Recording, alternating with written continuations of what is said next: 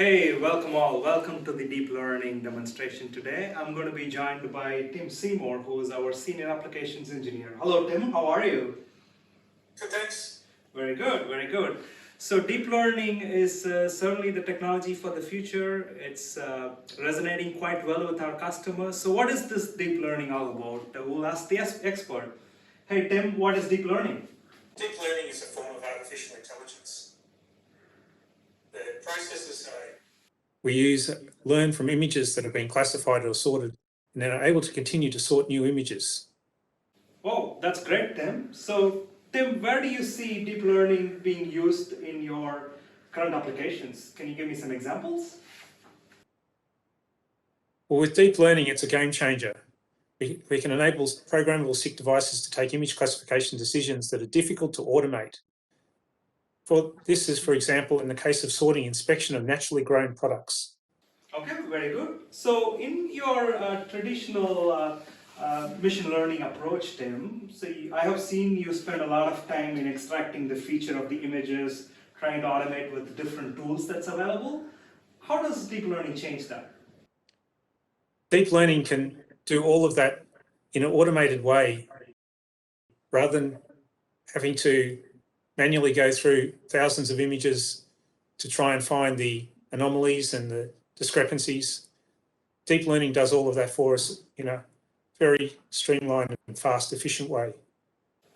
Oh, that's excellent, Tim. So my last question to you is, in your experience, is deep learning ready for the prime time?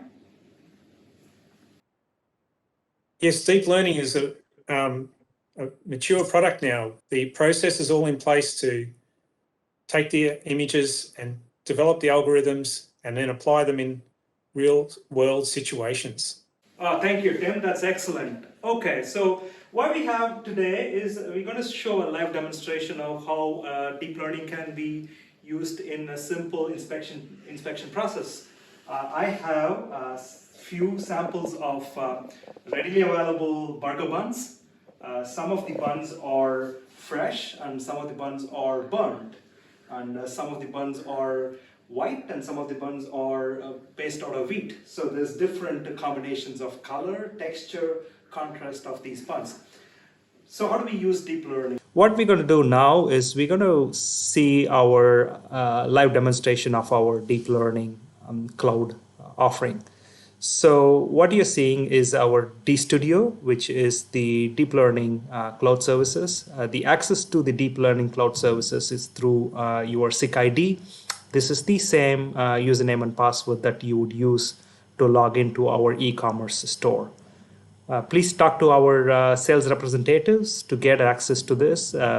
We are offering limited, free of charge usage of the Deep Learning Studio. The Deep Learning Studio runs on Amazon Web Services Cloud, so we have access to a large amount of computing and memory resources to run deep learning training models. So once you log into the dStudio, deep learning, you get into the project overview. In the project overview, you have a number of different options, which is the data sets. I will talk about the data sets. Then there is projects which you can name and rename projects. Then the actual part of the training, evaluation, and some description on the deployment. So the data sets. So I have created various data sets. The data set that we're going to look at is the buns. This is the one that you just saw with me and Tim explaining the deep learning concepts. So in the buns, because I've already created, I have about 5 classes. Each of the 5 classes represents a category of the buns that you may want to classify. For example, I have buns that is marked as good. In this example, I have one bun that is in front of the camera, which is marked good. So I have 59 of those images. Likewise, I have different types of classes. I have a class where there are 4 buns in front of the camera, where 3 of them is marked as bad and 1 is marked as good. So likewise, you can have as many classes as possible. The only challenge is you need to overcome the issue of underfitting and overfitting the data. Underfitting the data means you are not supplying enough number of sample set for the deep learning to learn itself. Overfitting is you are providing more than enough data for the deep learning. Okay, so you now created the classes. So then we go into the project area. In the project area, what we can do is we can select the data sets that we have just created and select the classification type. So for example, in the buns classification I just created, so I can go into the project called as the buns. The data set is also called as the buns, and I used a medium RGB classification network. So we can have multiple classification networks depending upon the type of camera and the infrastructure that you may have to classify. For example, I will try to create a new classification network. So we have, because the buns have the property of the RGB property, the color property, so it gives you the examples of a small network, which is a 2 node-based neural network. We have a medium network, which is 3, and a large network, which is 4. So explaining the classification network, we have 3 options for RGB, which is the small, medium, and large. The small network is based on 2 neural nodes. Medium is 3, and large is 4 plus. We also provide some benchmarking time, which is very important for you to consider what type of network that you may want to use. For example, if you have to make faster decision, you may go with a smaller RGB network. While if you are more concerned about the accuracy of your prediction, then you would use a larger network. So this is an area where SICK would provide some advisory around picking up the right network. Okay, so once we did the network, so we can go into the training part. I have already done the training for the buns. So the training took about 3 hours and 49 minutes. Yeah, and it used about 1,200 steps or so, which is regression through 1,200 different images.